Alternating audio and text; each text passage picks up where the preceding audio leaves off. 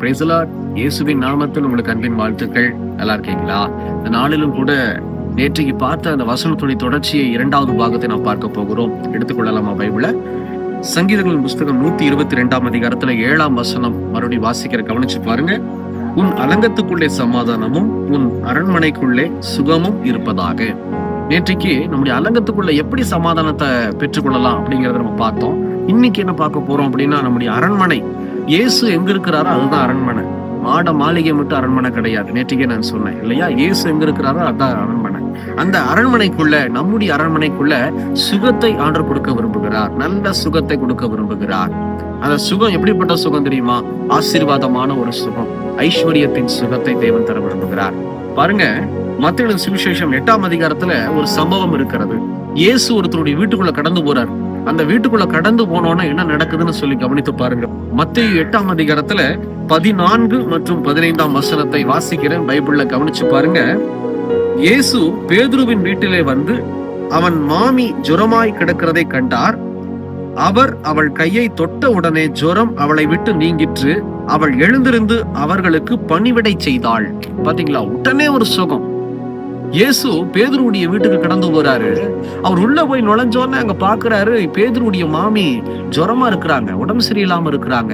அவனுடைய கையை, அதாவது மாமியுடைய கையை தொட்ட மாத்திரத்துல அவங்க விடுதலையாகி உடனே அடுத்த செகண்டே பாருங்க, சும்மா உட்காரல, அவங்களுக்கு பணிவிடை செய்வதற்கு உற்சாகமா, சந்தோஷமா. இன்னைக்கு நிறைய பேர் சுகத்தை பெறாம சந்தோஷம் இல்லாம இருக்கிறாங்க. யோசனை பண்ணி பாக்குறீங்களா? நமக்கு ஒரு பலவீனம் வந்துச்சுன்னா சமாதானம் இருக்குமா, இல்ல சந்தோஷம் இருக்குமா? இல்ல. நம்முடைய வீட்டுல யாருக்காவது பலவீனம் ஏற்பட்டு படுத்த படுக்கையில் இருக்கிறாங்கன்னா நம்மளால சாப்பாடு கூட சாப்பிட முடியாது. ஆமாவா இல்லைங்களா? யோசனை பண்ணி பாருங்க. நான் என்னுடைய வாழ்க்கையில நிறைய அனுபவித்திருக்கிறேன்.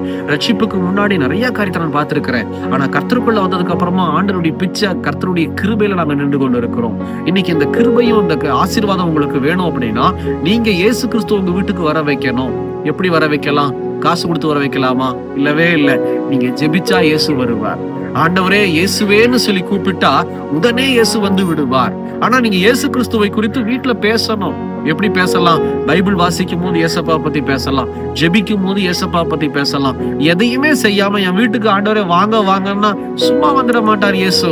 இயேசுவை குறித்து உங்க வீட்டுல பேசுறீங்களா? பேசுங்க, ஜெபம் பண்ணுங்க, பைபிள் எடுத்து வாசிங்க, பாட்டு பாடி துதிங்க.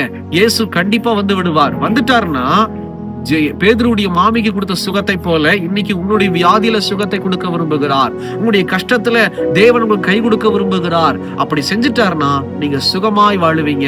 நீங்க அரண்மனையில இருந்தாலும் கடனே இல்லாம, அதாவது குடிசை என்னும் அரண்மனையில இருந்தாலும் கூட கடன் இல்லாத வாழ்க்கை பெரிய வாழ்க்கைங்க. இந்த ஆசீர்வாதத்தை இயேசு உங்களுக்கு தர விரும்புகிறார். விசுவாசிங்க.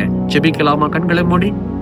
எங்களை நேசிக்கிற நல்ல ஆண்டவரே, இன்னைக்கு தகப்பனே நாங்க பார்க்கிறோமே, பேதுருடைய வீட்டுக்கு கடந்து போய் சுகத்தை கொடுத்தவர் எங்க வீட்டுக்கும் ஆண்டவரே வாங்கப்பா.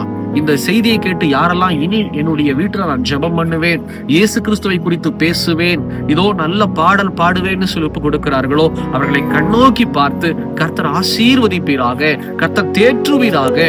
ஆண்டவரே அவர்களுக்கு நல்ல சுகத்தை, அவங்களுடைய அரண்மனைக்கு கடந்து போய் சுகத்தை கொடு.